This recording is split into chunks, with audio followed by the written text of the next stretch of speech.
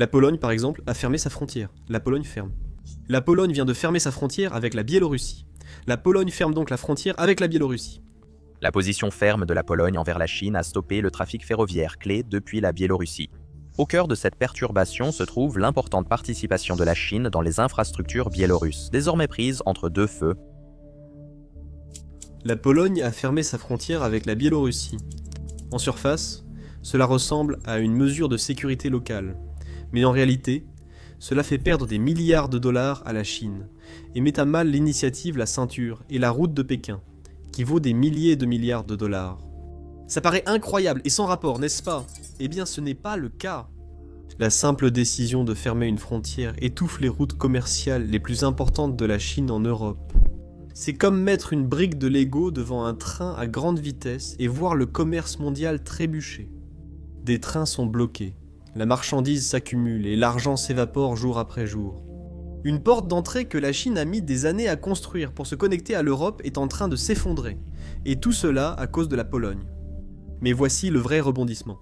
Ce blocus ne nuit pas seulement aux intérêts économiques de la Chine.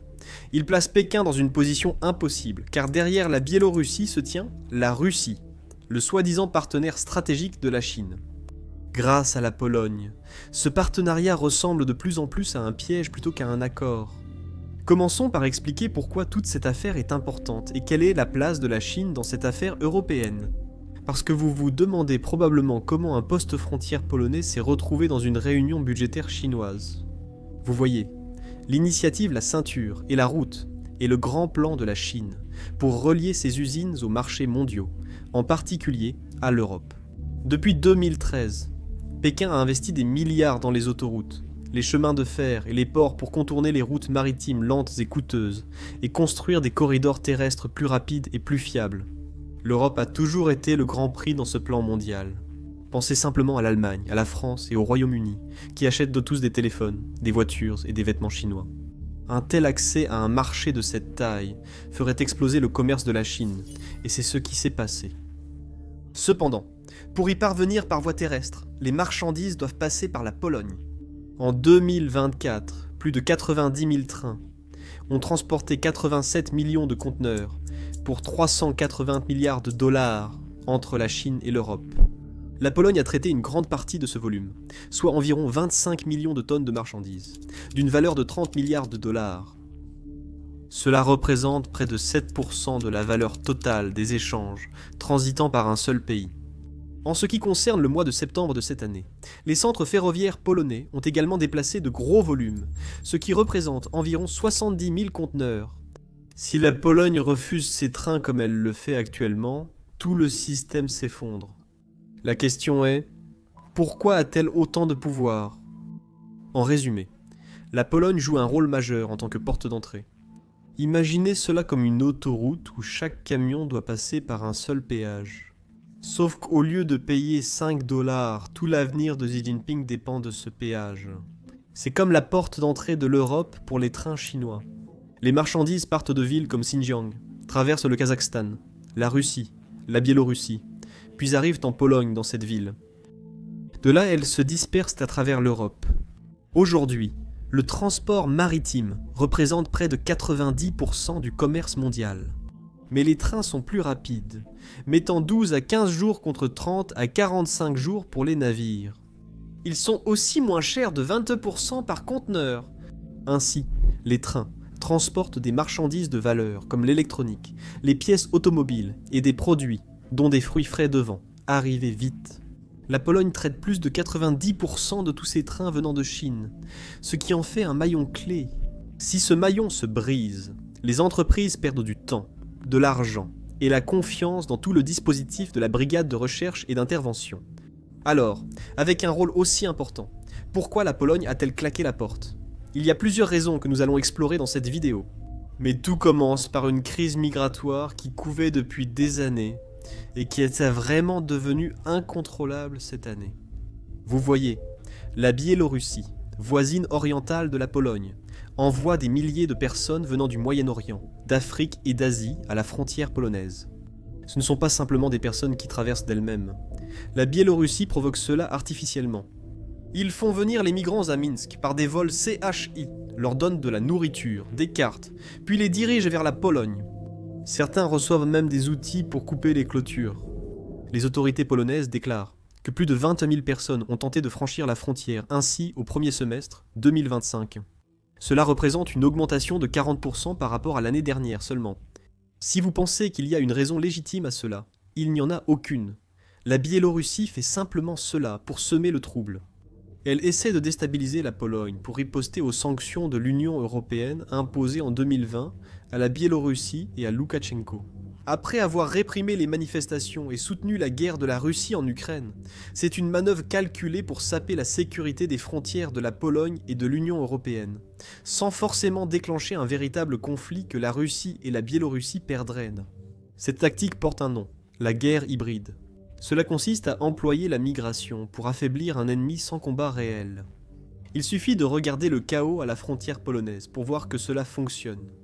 Les migrants campent en grand nombre dans la forêt froide, parfois sans assez de nourriture ou d'abri. Les gardes-frontières polonais subissent l'art des attaques, jets de pierres, lasers pour les aveugler et feu pour distraire les trolls. La Biélorussie exploite le désespoir des gens pour une vie meilleure et s'en sert comme arme contre son voisin, compliquant la situation pour tous. Les groupes humanitaires affirment que les migrants souffrent, certains étant coincés dans un no man's land entre les deux pays. Mais la Pologne considère cette pression non pas comme une urgence humanitaire, mais comme une tactique hostile et un risque pour sa stabilité. Ce qui agace encore plus les Polonais, c'est que la Biélorussie a maîtrisé cette guerre hybride au point de contrôler le flux, ajustant la pression en fonction du calendrier politique. Les passages diminuent lors des visites diplomatiques, puis repartent à la hausse. Mais il serait faux de croire que la Biélorussie agit seule. Derrière cette stratégie se trouve la Russie et Vladimir Poutine, qui orchestre discrètement la perturbation. Moscou veut que l'Europe soit distraite et divisée, surtout pendant qu'elle mène la guerre en Ukraine. En utilisant les migrants via la Biélorussie, sa marionnette, elle teste la résilience polonaise et l'unité européenne. Cette mise à l'épreuve et cette pression durent depuis longtemps. Quand la crise migratoire s'est aggravée en 2021, la Pologne a décrété l'état d'urgence à la frontière. Cela n'a guère aidé et la situation a empiré. Puis, il y a seulement quelques jours, la Russie a intensifié sa guerre hybride en envoyant 19 drones dans l'espace aérien polonais. C'était une attaque sans précédent contre l'OTAN. Après des années de lassitude, le gouvernement polonais en a finalement eu assez. Le 9 septembre, le Premier ministre Donald Tusk a annoncé que tous les postes frontières avec la Biélorussie seraient fermés, à partir de la nuit du 11 septembre. Cela signifiait qu'aucune personne, aucun camion, aucun train ne pouvait passer. Ce terminal, gérant des milliards de transactions, est soudainement devenu silencieux. Pour appliquer ce décret, la Pologne a déployé des milliers de soldats, érigé des clôtures plus hautes, creusé des tranchées et installé caméras et drones. L'objectif était clair, stopper l'afflux de migrants et protéger le pays. Mais pour la Chine, cela signifiait aussi stopper tout le fret, dont les trains de l'initiative, la ceinture et la route. C'est là que la Chine entre en jeu en tant que victime des actions de la Russie et de la Biélorussie, les deux mêmes pays que la Chine soutient depuis 3 ans. Ces frontières fermées bloquent non seulement les personnes, mais aussi la principale voie ferrée de l'initiative La Ceinture et la route vers l'Europe. Les trains chinois transportant des marchandises comme ordinateurs, moteurs de voitures et vêtements traversent généralement la Biélorussie vers la Pologne sans difficulté. Ce terminal à lui seul traitait plus de 500 trains par mois avant la fermeture. Depuis le 11 septembre, ce chiffre est tombé à 0. Les marchandises presque s'entassent en Biélorussie et sont détournées par la Lituanie sur des routes plus lentes et coûteuses, ou repartent via la Russie vers d'autres frontières. Le réacheminement ajoute au moins 5 jours et jusqu'à 50% de coûts supplémentaires par conteneur. Lors de la première semaine de fermeture, au moins 20 trains, transportant plus de 200 millions de dollars de marchandises ont été retardés. Si cela dure, le réseau ferroviaire Union Européenne, Chine, qui a effectué 70 000 trajets en 2024, pourrait voir la moitié de son volume disparaître. Tout simplement. Ce ralentissement monétaire est inenvisageable pour la Chine, dont l'économie est déjà en difficulté. Depuis 2013, ils ont investi plus de 100 milliards de dollars dans cette ligne ferroviaire, misant sur l'Europe pour un retour sur investissement. Avec ce blocage, les entreprises paieront de grands noms comme Huawei et BYD. Les entreprises tech et auto doivent désormais payer plus pour l'aérien ou choisir le maritime plus lent.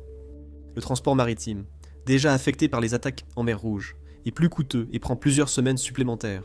En 2024, le rail a réduit les émissions de 75% par rapport aux camions et navires. Mais cet avantage écologique a disparu maintenant, et c'est entièrement à cause de Vladimir Poutine. À mesure que les retards s'accumulent, c'est de l'argent et du temps qui s'envolent, et que la Chine ne peut pas se permettre de perdre pendant cette guerre commerciale. Ce n'est pas qu'une perte de revenus, c'est aussi une perte de confiance. L'Europe importe chaque année pour environ 550 milliards de dollars de marchandises chinoises. Le rail ne représente que 5% de ce volume, mais transporte des marchandises de grande valeur comme matériel médical, électronique et pièces automobiles.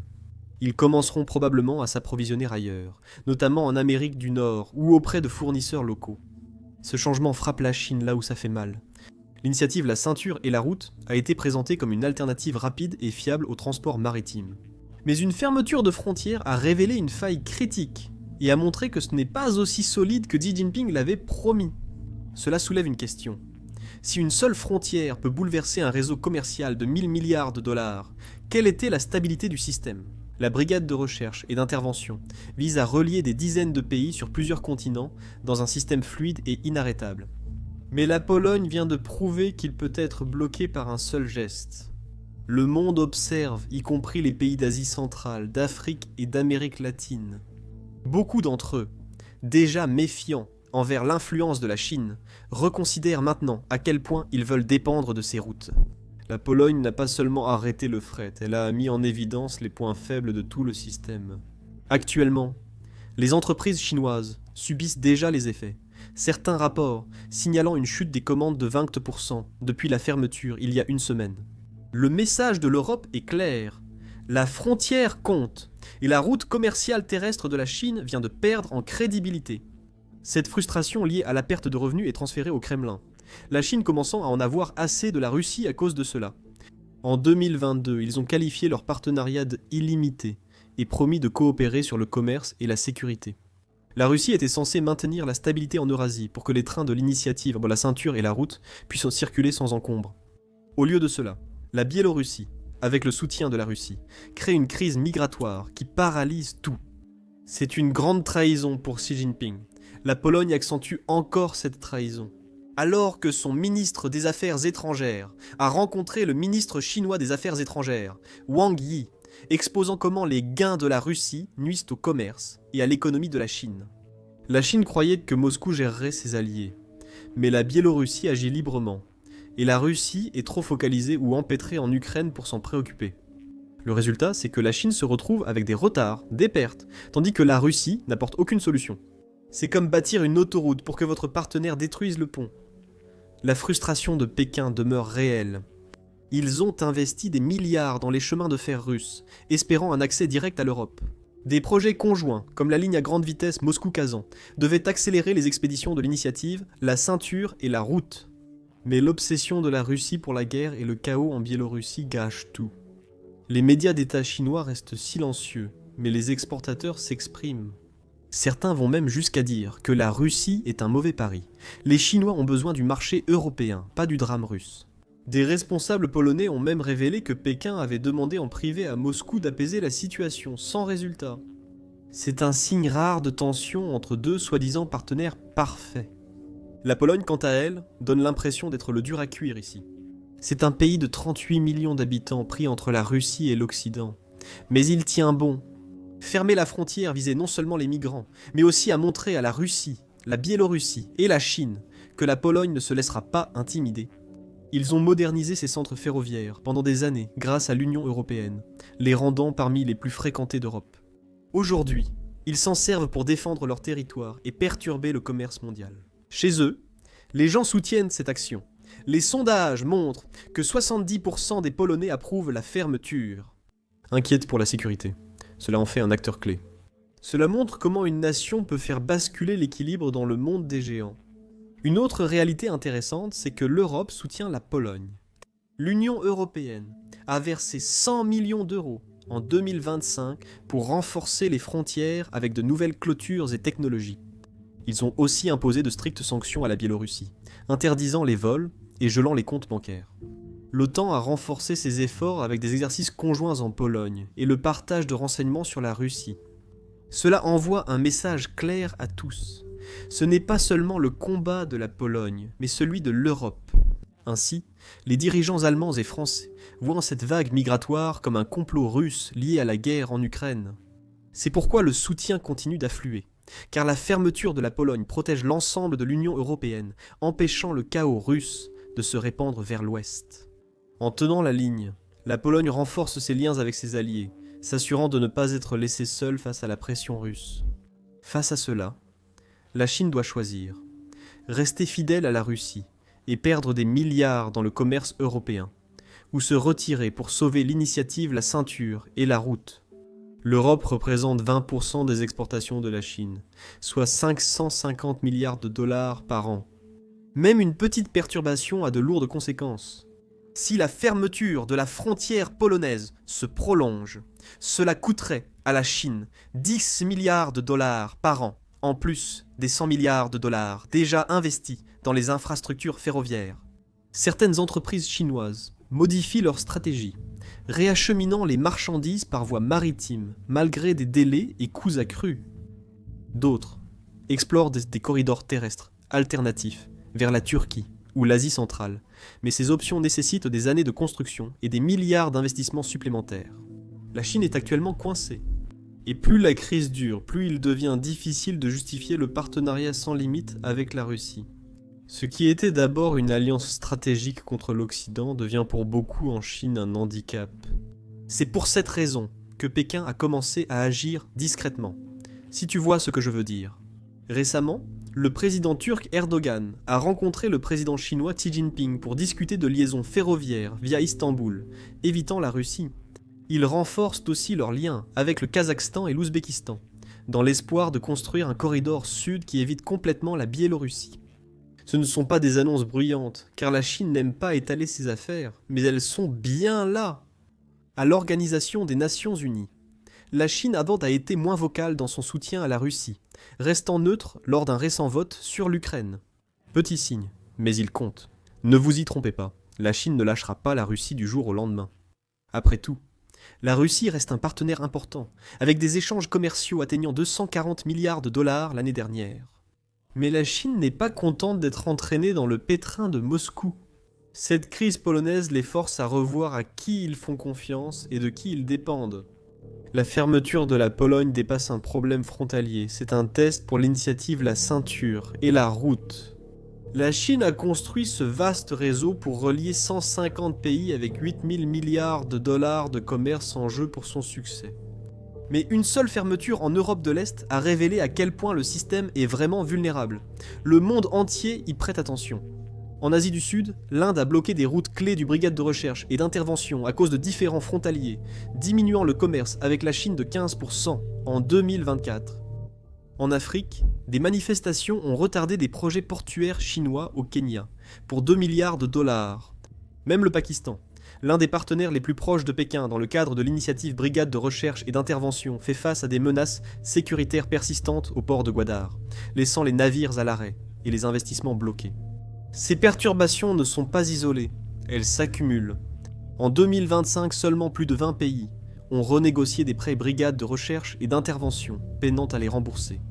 Les investisseurs se méfient, les partenaires revoient leur position, les rivaux observent. YouTube vient de faire une annonce stupéfiante. Il verse 64 millions de dollars par jour aux créateurs. Pourquoi ?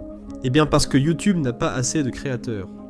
C'est pourquoi vous voyez des vidéos sur votre page d'accueil qui ont moins de 1000 vues, comme celle-ci juste ici. Bien sûr, cela ne signifie pas que chacun doit créer une chaîne. Si vous hésitez à lancer une chaîne YouTube ou une chaîne sans visage, c'est le moment idéal. YouTube paie des créateurs des millions de dollars chaque jour, et il met en avant les chaînes nouvelles et plus petites, plus que jamais. Je suis sûr que vous avez des questions sur comment lancer et développer une chaîne. Nous recevons souvent des questions par email de certains d'entre vous. Nous avons donc regroupé tous nos conseils YouTube dans une vidéo unique et gratuite. Donc si vous êtes quelqu'un qui souhaite lancer sa propre chaîne, vous pouvez regarder cette vidéo ici sur YouTube. Cliquez sur le lien en description ou l'affiche à l'écran. La décision de la Pologne est un signal d'alarme. Si un pays de taille moyenne peut bloquer les trains, tout le réseau de la brigade de recherche et d'intervention commence à ressembler moins à une artère mondiale et davantage à une toile fragile. En cas de conflit ou de chantage économique, d'autres pays commencent à avoir des idées. Si vous voyez ce que je veux dire.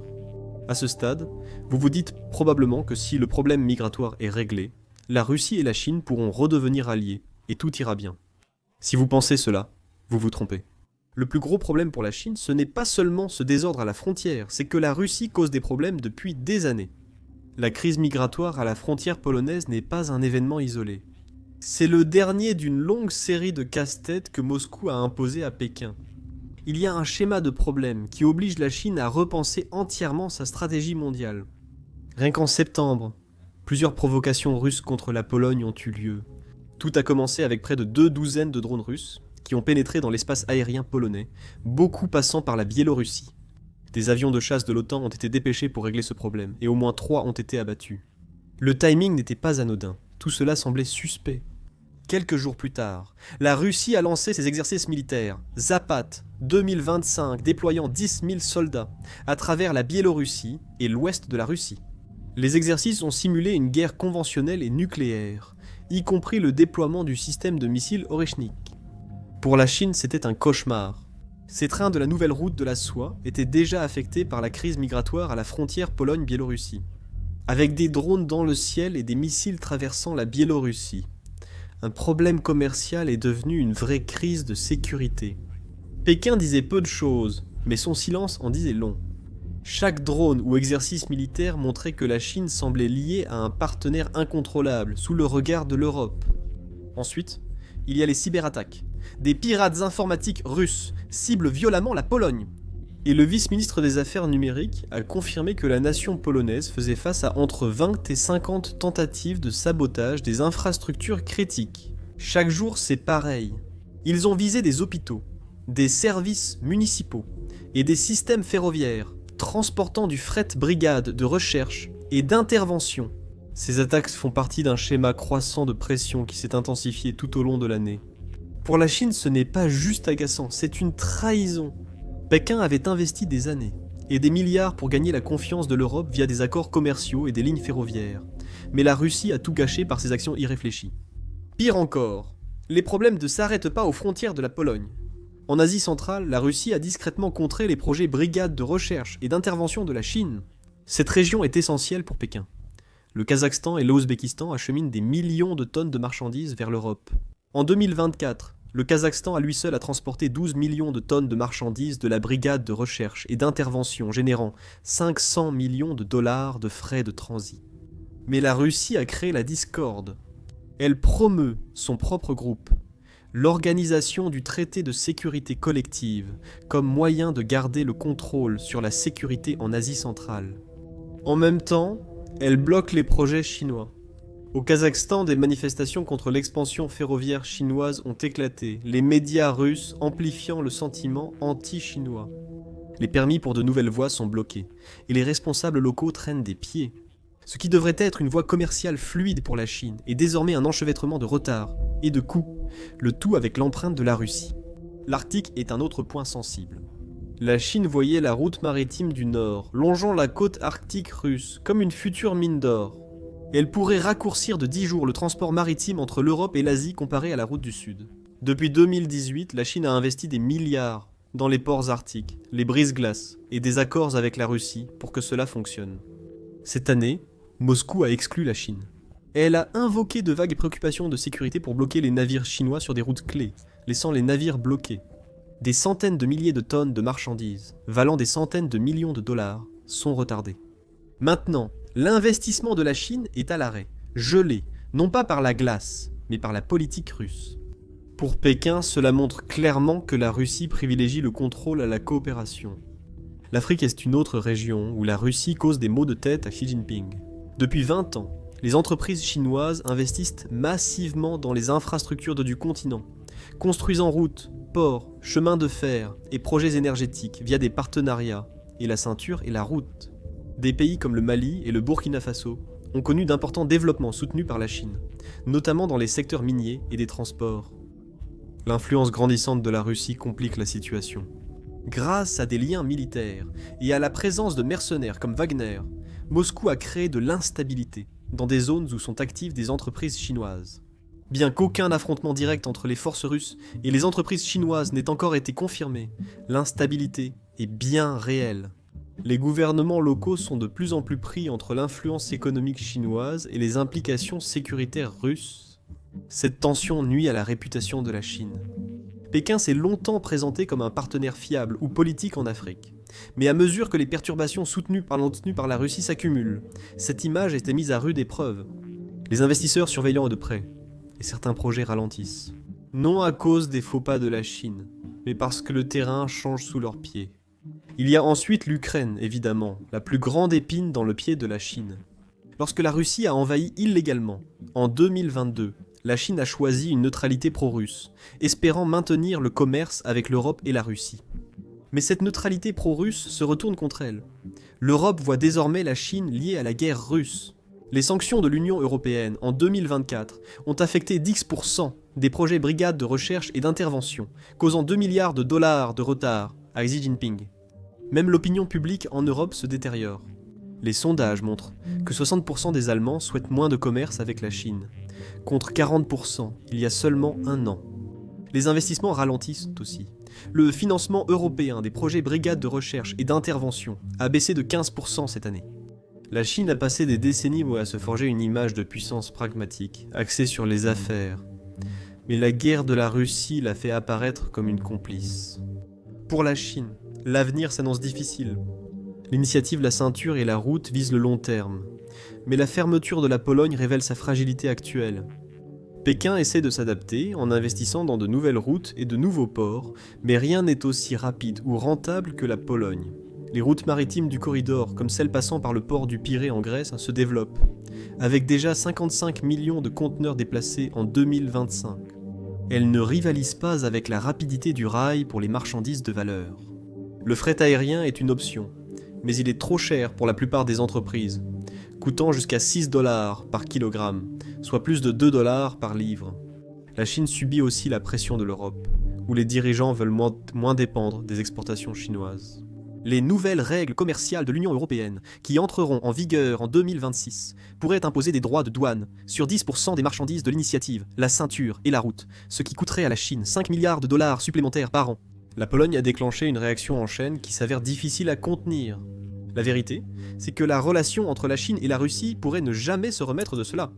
La guerre en Ukraine et la pression migratoire biélorusse ont montré à Pékin que la Russie est davantage un fardeau qu'un atout. La Chine a besoin des marchés européens, c'est certain. 20% de ses exportations y vont. Et elle ne peut se permettre d'être liée à un partenaire qui invite au chaos et aux sanctions. Ainsi, bien que le commerce de l'énergie devrait probablement se poursuivre, on s'attend à ce que la Chine se retire des grandes co-entreprises comme les centres ferroviaires. Un groupe de réflexion chinois a conseillé cette année de privilégier des itinéraires indépendants vers l'Europe. Une manière polie de dire que la Russie n'est plus digne de confiance. Si la Pologne reste fermée jusqu'en 2026, la Chine misera davantage sur la Turquie et le Kazakhstan, développant un réseau contournant Moscou. Pendant que tout cela se passe, la réalité s'est consolidée. Le nouveau rôle de la Pologne est là pour durer. Il n'est plus juste un garde-frontière, mais un acteur mondial, pas un influenceur YouTube. En contrôlant le flux de l'initiative La Ceinture et la Route, la Pologne influence commerce et politique de façon inattendue. Grâce au financement de l'Union européenne, ces liaisons ferroviaires lui offrent un atout face aux superpuissances. Son armée, désormais parmi les plus puissantes de l'OTAN, en fait un allié clé. États-Unis et Union européenne investissent fortement dans l'avenir de la Pologne, avec 10 milliards d'euros de nouveaux accords commerciaux prévus d'ici 2027. La Pologne montre au monde qu'un seul pays, quelle que soit sa taille, peut changer la donne en restant ferme. La fermeture de la frontière par la Pologne a eu un impact bien au-delà de l'arrêt des trains. Elle a révélé les limites de l'initiative, la ceinture et la route, forcé la Chine à reconsidérer son alliance avec la Russie et transformer une petite nation en une force mondiale. Une décision dans un pays, une frontière, et la carte commerciale mondiale change. Dans le jeu du commerce et du pouvoir, la frontière silencieuse fait plus de bruit que le champ de bataille.